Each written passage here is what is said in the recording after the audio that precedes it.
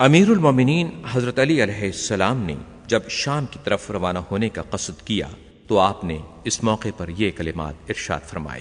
نہج البلاغہ کے خطبہ نمبر 46 میں امیر المومنین علیہ السلام ارشاد فرماتے ہیں: اے اللہ، میں سفر کی مشقت اور واپسی کے اندھو اور اہل و مال کی بدحالی کے منظر سے پناہ مانگتا ہوں۔ اے اللہ، تو ہی سفر میں رفیق اور بال بچوں کا محافظ ہے۔ سفر و حضر کو تیرے علاوہ کوئی یکجا نہیں کر سکتا، کیونکہ جسے پیچھے چھوڑا جائے وہ ساتھ ہی نہیں ہو سکتا، اور جسے ساتھ لیا جائے اسے پیچھے نہیں چھوڑا جا سکتا۔ علامہ سید رضی فرماتے ہیں کہ اس کلام کا ابتدائی حصہ رسول اکرم حضرت محمد مصطفیٰ صلی اللہ علیہ وآلہ وسلم سے منقول ہے۔